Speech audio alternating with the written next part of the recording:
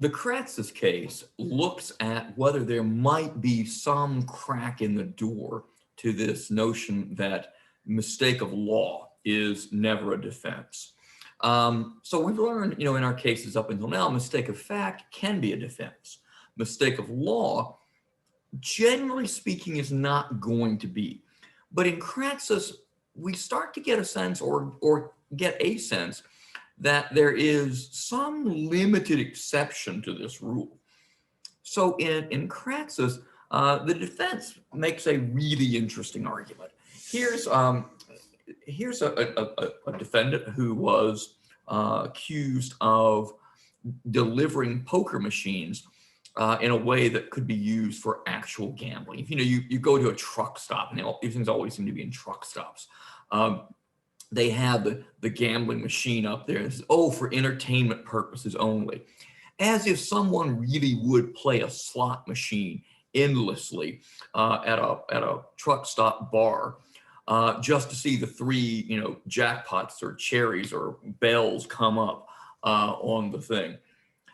Of course, we all know that what they're doing with those slot machines on the counter is that they're keeping track of whether you win or lose, and then the restaurant or bar or whatever it is going to pay you if you win, so you actually are gambling, notwithstanding those signs that say, for entertainment purposes only. By some crazy coincidence, you'll always get paid. Otherwise, why would people pay to play this silly game? And so what the defendant argues in this case, and it's very, very clever, he says, look at the fact that everyone knows what's going on here. Look at the fact that local municipalities are charging more to license these games than they are a regular old video game. I'm an old geezer. It was Pac-Man or Space Invaders back in my day. They charge much more for these portable slot machine type games. It costs a lot more for you to get a license to sell and maintain one of these for your customers than it does for a much more interactive game that would be like in what used to be an arcade. I don't even think those things exist anymore. But in any event, why would that be the case? Why would anyone have these things?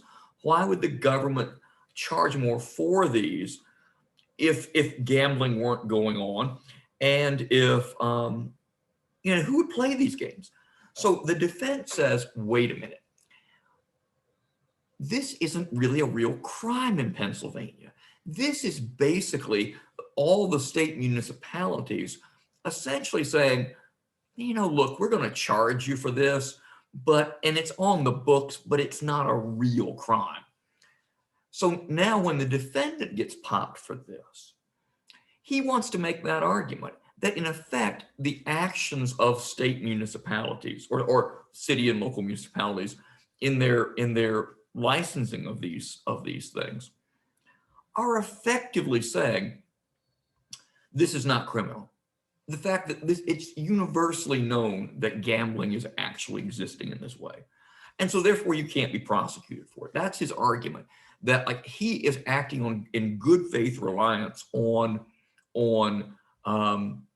the response of local government to what clearly is occurring with these games that are otherwise silly unless money's on the table. Try playing poker without betting or gambling. See how long you'll keep playing poker if nothing is at stake. So how does that work? I mean, is that a valid defense? And the court says no, it's not. But it does a really nice job of discussing this as a possible exception to the no mistake of law defense. So the court says, look, the US Supreme Court has examined this thing called the reliance defense. And under the reliance defense, when you are told by certain officials or certain written official documents that you are permitted to engage in certain conduct and you do so, then then under this very, very narrow exception, you can perhaps claim that you acted in good faith reliance on that pronouncement, and so you can't be prosecuted. And the court talks about the examples in the cases, and they say, well, look, those all involve clearer examples of people in authority actually saying, this is not a crime. You can protest on this side of the street, not that side. You have the right to claim the privilege against self-incrimination. The defendants in the cases in the Supreme Court that are cited in Kratsas were all directly told by some governmental actor that they had the right to do what they ultimately did. And here, this is just tolerance by government actors. And it appears everyone does know what's going on. It's reminiscent of the scene from Casablanca, a movie you really need to see, if for no other reason, because this line has been quoted a lot in the news recently. One of the officials busts Rick's American Cafe and says, gambling, I had no idea gambling was occurring here.